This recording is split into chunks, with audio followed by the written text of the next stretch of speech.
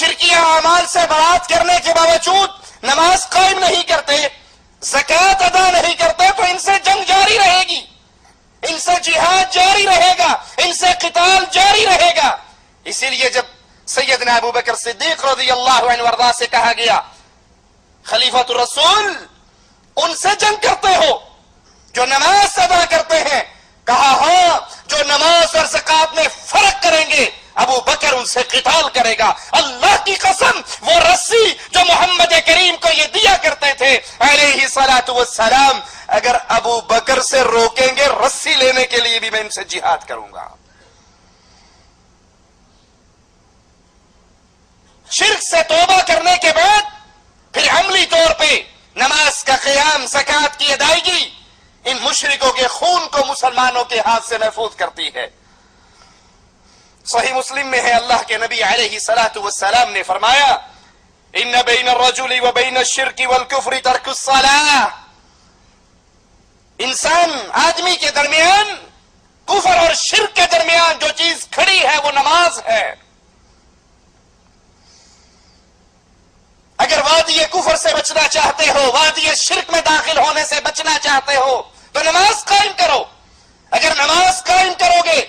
تو اپنے ایمان کی حالت پہ پختہ رہو گے، اور اگر نماز کو نکال دیتے ہو تو یہ انسان وادی کفر اور شرک میں داخل ہو جاتا۔ ہمارے نزدیک نماز کی اہمیت ہی نہیں رہی۔ جی میں آیا، بڑے فخر سے سنائیں گے جی ماشاءاللہ میں جب صبح اٹھتا ہوں تو صبح کی نماز پڑھ لیتا ہوں، ایک مغرب کی کبھی نہیں چھوڑتا، باقی نمازیں جی بس وہ دوپہر کے ٹائم بقالے کی ڈیوٹی ہے، جب اذان ہوتی ہے بقالہ بند کر کے گھر جاتے ہیں، وہی ٹائم نماز کا ہوتا ہے، وہی ٹائم روٹی کھانے کا ہوتا ہے۔ عصر کے وقت پھر اذان ہوتی ہے، بقالہ بند کرتے ہیں، وہی ٹائم چائے پینے کا ہے، وہی ٹائم نماز کا ہے۔ یعنی بدنصیبی کا یہ عالم ہے کہ اس پاکیزہ ماحول میں رہتے ہوئے، اس سعودی عرب کی پاک سرزمین پر رہتے ہوئے بھی نماز ان کو نصیب نہیں ہے۔ سعودی عرب کو چھوڑ کر دنیا کے باقی ملکوں میں تو اذان کے وقت بازار ویسے بند نہیں ہوتے، وہاں تو شیاطین انسان کی شکلوں میں اذان کے ساتھ دکاندار کے سامنے کھڑے ہوتے ہیں۔ اب وہ دیکھتا ہے ایک طرف تکبیر ہو رہی ہے، ایک طرف نماز کا وقت ہو رہا ہے، اور ایک طرف اس کے سامنے چند گاہک کھڑے ہیں، وہ ان چند پیسوں کو ٹھوکر نہیں مارتا۔ لیکن اگر انڈیا پاکستان کی کرکٹ ٹیموں کا میچ ہوگا تو گاہکوں سے بھی کہہ دے گا کہ آج فائنل میچ ہے، میچ ختم ہوگا تو پھر آنا۔ اگر کوئی فلم لگی ہے، کوئی ڈرامہ ہے، کوئی الیکشن کے سیٹوں کا اعلان ہو رہا ہے، کون سی پارٹی جیت رہی ہے، میری تنظیم یا کسی اور کی تنظیم، پھر اس کو ہر چیز بھول جائے گی۔ لیکن اگر نماز کا وقت ہے تو اس کے سامنے ہزار بہانے ہوں گے۔ اور امام الانبیاء، امام اعظم، قائد اعظم محمد الرسول اللہ صلی اللہ علیہ وسلم فرما رہے ہیں بین الرجل و بین الشرک والکفر، بندے شرک اور کفر کے درمیان ایک نماز ہے، جس نے اس نماز کو چھوڑ دیا وہ کفر اور شرک میں داخل ہو گیا۔ آقا علیہ الصلوۃ والسلام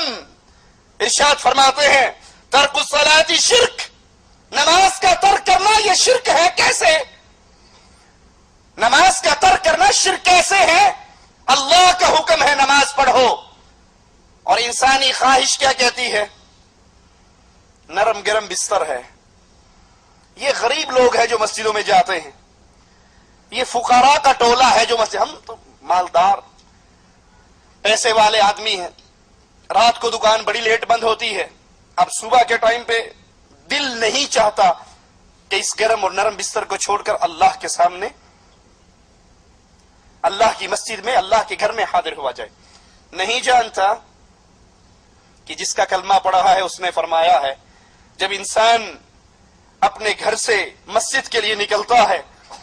آسمان والا اس کے لیے 2 فرشتے بھیج دیتا ہے جو اس کے ساتھ نور کے جھنڈے لے کر اس کے ساتھ قدم سے قدم ملاتے ہوئے جاتے ہیں۔ یہ ایک قدم زمین پہ رکھتا ہے، ایک قدم اٹھاتا ہے، اس کا ایک گناہ معاف ہو جاتا ہے، ایک نیکی لکھ دی جاتی ہے۔ یہ نہیں جانتا، یہ نماز کا ترک کرنے والا نہیں جانتا کہ اس کے رسول علیہ الصلوۃ والسلام نے فرمایا من خرج من بیتہ متطہرا الی المسجد فاجرہ کالحجر انسان اپنے گھر سے وضو کر کے نماز کے لیے مسجد کی طرف جاتا ہے، اللہ تعالیٰ اس کو اتنا ثواب دیتے ہیں جتنا احرام باندھ کر حج پر جانے والے کو ثواب دیتے ہیں۔ اس کو گرم نرم بستر، اس کو میٹھی نیند، اس کو شیطان کی لوریے اپنے بستر سے اٹھنے نہیں دیتی۔ یہ اپنی خواہش کی بات مان کر نماز کے لیے نہیں جاتا تو یہ اپنے خواہش کو اللہ کی عبادت میں شریک کر رہا ہے۔ اسی لیے شیخ ابن باز رحمت اللہ علیہ، مفتی اعظم سعودی عرب، ان سے جب ایک نوجوان نے سوال کیا کہ میں فجر کی نماز پڑھتا تو ہوں لیکن 8 بجے صبح الارم لگاتا ہوں کیونکہ 8:30 ڈیوٹی پر جانا ہے، 8 بجے اٹھ کر نماز پڑھ کے فجر کی نماز کا الارم ہی نہیں لگاتا، الارم ڈیوٹی ٹائم کا لگتا ہے، اور میں 8 بجے اٹھ کر نماز پڑھتا ہوں پھر اپنی ڈیوٹی پر جاتا ہوں، میرے بارے میں آپ کیا فرماتے ہیں؟ اپنے وقت کے امام شیخ ابن باز رحمت اللہ علیہ نے فرمایا تو کافر ہے، مسلمان نہیں ہے، کیونکہ تو نے نماز کے اس وقت کو بدل ڈالا جو وقت اللہ نے مقرر کیا تھا، اور تو نے وہ وقت مقرر کیا جو تیری خواہش نے چاہا۔ اور دلیل قرآن حکیم کی اس آیت سے لی، کیا تم نے ایسے شخص کو دیکھا من اتخذ الہہ ہوا، جس نے اپنی خواہش کو اپنا رب بنا لیا؟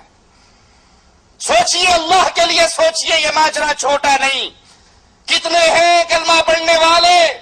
کتنے ہیں امت اسلام کہلانے والے، کتنے ہیں محمدی کہلوانے والے،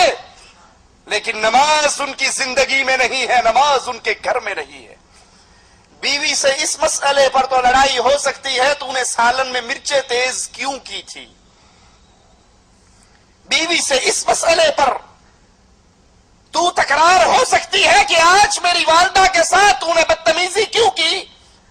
لیکن زندگی میں کبھی یہ توفیق نہیں آئی آ کر پوچھ لے میں نماز پڑھ کر آیا ہوں بیگم مسجد میں اور تو اس وقت سے گھر میں بیٹھی ہے، تو نے نماز کا سجدہ کیوں نہیں دیا؟